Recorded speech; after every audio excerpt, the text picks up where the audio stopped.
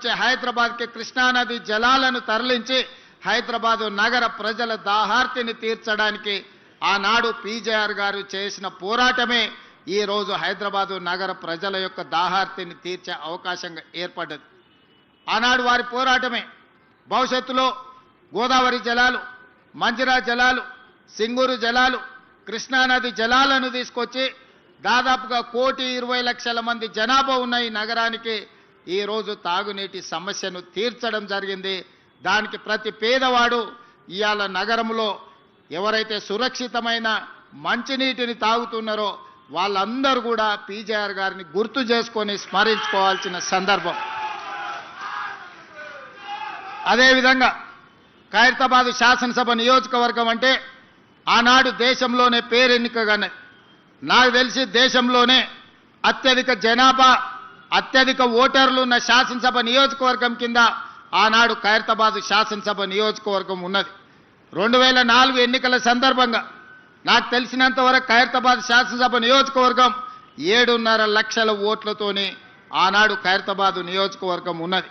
అయితే ఈరోజు హైటెక్ సిటీగా మనం చెప్పుకునే ఈ ప్రాంతం అభివృద్ధి పదం వైపు నడిచి ప్రపంచ దిగ్గజ కంపెనీలకి ఇవాళ వేదికైన ఈ షేర్లింగంపల్లి, గచ్చిబౌలి ప్రాంతం ఆనాడు ఖైరతాబాద్ శాసనసభ నియోజకవర్గంలో ఒక భాగమే అన్న సంగతి ఇవాళ మనం అందరం గుర్తు చేసుకోవాల్సిన అవసరం ఉన్నది. మిత్రులారా, ఈరోజు మనం హైటెక్ సిటీ అని పిలిచే ఈ హైటెక్ సిటీ 1992లో పీజేఆర్ గారు మంత్రి ఉన్నప్పుడు, నేదురుమల్లి జనార్దన్ రెడ్డి గారు ముఖ్యమంత్రిగా ఉన్నప్పుడు, పెద్దలు పివి నరసింహారావు గారు ప్రధానమంత్రిగా దేశానికి సేవలు అందించినప్పుడు రాజీవ్ గాంధీ టెక్నాలజీ పార్కు కింద ఇక్కడ హైటెక్ సిటీకి మొట్టమొదట పునాది రాయేసి ఆనాడు ప్రారంభోత్సవ కార్యక్రమం పి జనార్దన్ రెడ్డి గారి నేతృత్వంలోనే పునాది రాయబడ్డది.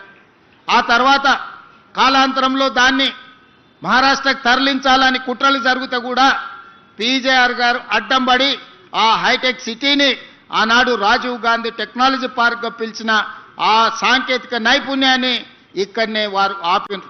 ఆ తర్వాత వచ్చిన ఆంధ్రప్రదేశ్ ముఖ్యమంత్రిగా చంద్రబాబు నాయుడు గారు బాధ్యతలు చేపట్టిన తర్వాత 1998లో రాజీవ్ గాంధీ టెక్నాలజీ పార్కును హైటెక్ సిటీగా మార్చి ఆనాటి ప్రధానమంత్రి అటల్ బిహారీ వాజ్పేయి గారిని పిలిపించి పెద్ద ఎత్తున అక్కడ అభివృద్ధి కార్యక్రమాలు తీసుకొచ్చి ఆనాడు సైబరాబాదు ప్రణాళికలు రచించి చంద్రబాబు నాయుడు గారు ఈ ప్రాంతాన్ని అభివృద్ధిని ఇంకొక స్థాయికి తీసుకెళ్లడానికి వారి కృషి చేసిండ్రు.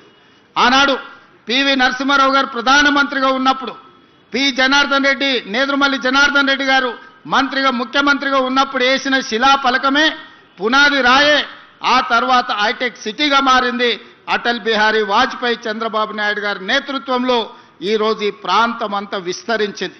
ఇవాళ ఈ ప్రాంతంలో ప్రపంచ దేశాలలో దిగ్గజ కంపెనీలైన అది గూగుల్ కావచ్చు, ఇన్ఫోసిస్, మైక్రోసాఫ్ట్ కావచ్చు, ఇట్లా చెప్పుకుంటూ వెళ్తే 500 ఫార్చ్యూన్ కంపెనీలలో 85 ఫార్చ్యూన్ కంపెనీలు ఇవాళ ఈ ప్రాంతంలో షేర్లింగంపల్లి నియోజకవర్గంలో వాటి కార్యక్రమాలు కొనసాగిస్తున్నాయంటే ఆనాటి ప్రధానమంత్రులు పివి నరసింహారావు గారు, అటల్ బిహారీ వాజ్పేయి గారు తీసుకున్న నిర్ణయమే ఈ రోజు ఈ నగరం ఒక మహానగరంగా రాణించడమే కాదు, ప్రపంచ దేశాలలో ఉన్న దిగ్గజ కంపెనీలు ఇవాళ ఈ ప్రాంతానికి వచ్చినాయి. లక్షలాది మంది నిరుద్యోగ యువకులకు ఉద్యోగ ఉపాధి అవకాశాలు కల్పించినాయి. ఇదే కాదు, ఇవాళ ఈ తెలంగాణ ఆర్థిక ఆదాయంలో దాదాపుగా 60-65% నగరం నుంచే ఆదాయం వస్తుంది. ఆ ఆదాయమే ఈరోజు తెలంగాణ రాష్ట్ర అభివృద్ధికి మనం వినియోగించుకుంటున్నాం. మరి అలాంటిది ఈ నగరాన్ని ఇంకా గొప్ప నగరంగా తీర్చిదిద్దాలన్న ఆలోచన మళ్ళీ శ్రీమతి సోనియా గాంధీ గారి నేతృత్వంలో ఏర్పడ్డ తెలంగాణ రాష్ట్రంలో ప్రజాపాలన ఇందిరమ్మ రాజ్యం వచ్చిన తర్వాత 2023 డిసెంబర్ 7 నాడు మళ్ళీ అదే సంకల్పంతో అభివృద్ధి పదం వైపు నడిపించాలని మేము ముందుకు వచ్చినాం.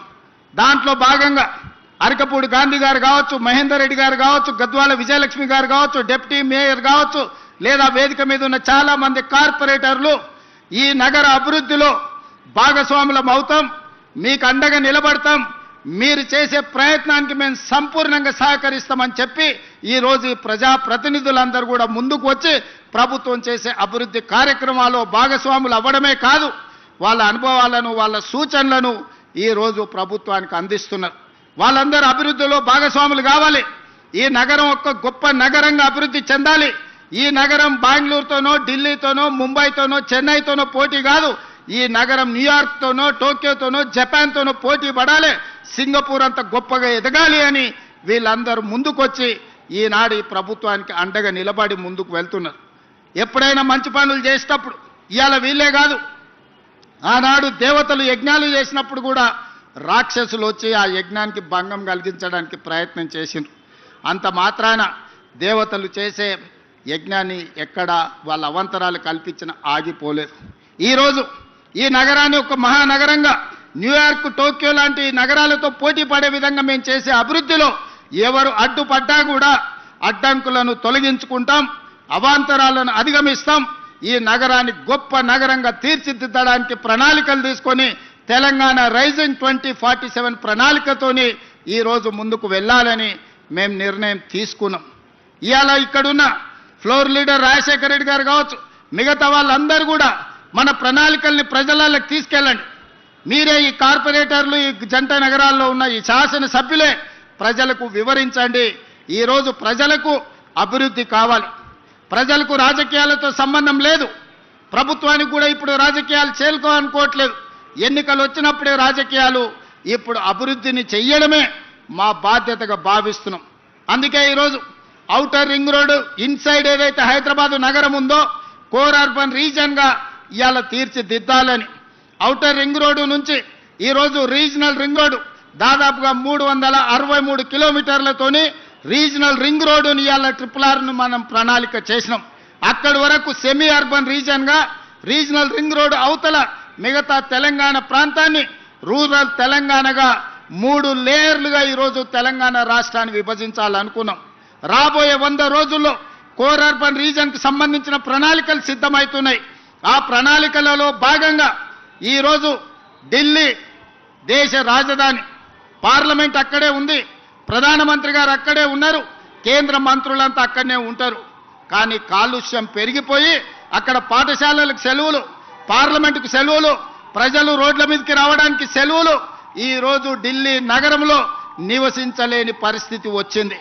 దీనికి ప్రధానమైన కారణం ఇంత పెద్ద దేశంలో, దేశ రాజధానిలో ప్రజలు నివసించలేని పరిస్థితి వచ్చింది అనంటే ఆనాటి పాలకులు ఢిల్లీ నగరంలో సరైన ప్రణాళికలు రచించకపోవడం వల్ల ఈరోజు విపరీతమైన కాలుష్యం వల్ల ఢిల్లీ నగరంలో నివసించలేని పరిస్థితి.